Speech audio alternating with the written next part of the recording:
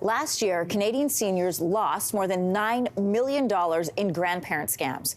The Canadian Anti-Fraud Centre says these numbers suggest financial abuse against seniors is on the rise.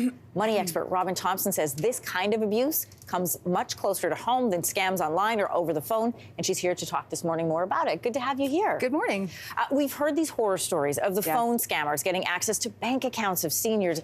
Outside of examples like that, what does elder financial abuse look like?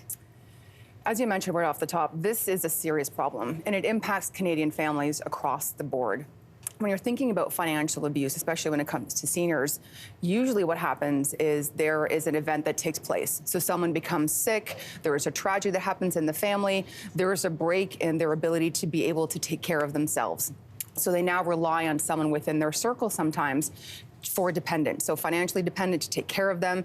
And that's when they are vulnerable to collusion and fraud. So this is when you start to see people come in and take advantage of seniors. So everything from taking over control of bank accounts, to changing wills and powers of attorney, naming beneficiary designations or changing them without their real consent because they're not really clear on what they're doing. Taking people's pension money. They trust this person. So I think it's about, looking at it over a long period of time because they've established this trust, and now all of a sudden, they're starting to see this impact really impact their life. People take their pension checks and cash them. Really, really awful things that are happening. So when it comes to seniors, it's about really understanding how to help them, how to support them, and know that this is really going on. In most cases, go unreported.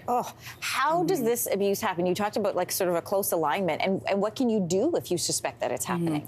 Well, it happens, unfortunately, as seniors become vulnerable. So if they're vulnerable, they're put in a position where they need to, again, rely on people for support. So if you do suspect that someone is having financial elder abuse, you want to report it to the authorities. But there's a few steps that you can take around how to manage what it looks like. So first you want to do is you want to make sure that you're identifying and you're staying in contact with the people who you feel are being abused or that are seniors. Check in with them. How are you doing? How are things in your life? Who are you spending your time with? Are you feeling any pressure to sign documents that you don't know much about? Do you feel pressure to spend money in areas that you don't feel comfortable in? How is their life and who are they hanging around with? One of the big ones is, I have a new friend and they're helping me with my finances, or my daughter's helping me, or my father's helping me, or someone else is helping in a way that may not be in the best interest of the senior. So again, depending on where they are on the age, but it's really important to make sure you stay connected and watch for those different types of signs. Elder Abuse Prevention Ontario says only 5 to 10% of elder abuse victims report this to law enforcement. Why is that? Well, there's a few reasons that are talked about. One of them is that it's old age, and not everyone wants to feel like they are in old age, and they should know better. They've been in the world for quite some time if they're a senior, and they should know better than to fall victim to a scam.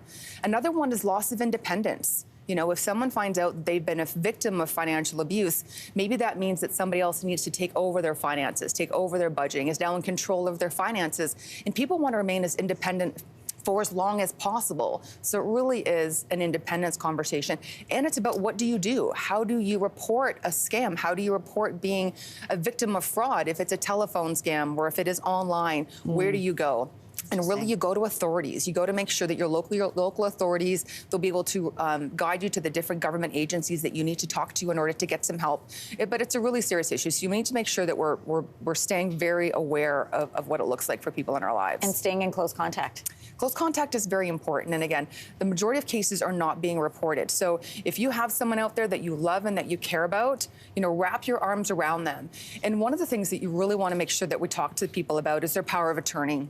Power of attorney is the legal document that you give to someone else to speak on your behalf if you can't speak for yourself financially. So make sure that person is someone that you trust financially. It's not always a child or a parent or a sibling, because they need to be able to be financially savvy and have your best interest in mind and be unbiased with that support. So just make sure that the power of attorney is such an important document. Make sure that's set in place and that you are sort of making sure that all of the different structures are there. And if you do suspect financial abuse, report it. Those are really great tips, Robin. Thanks for coming in today. It's great to see you. Hey, thanks for watching. If you liked this, be sure to subscribe here, or you can check out more Your Morning videos right here.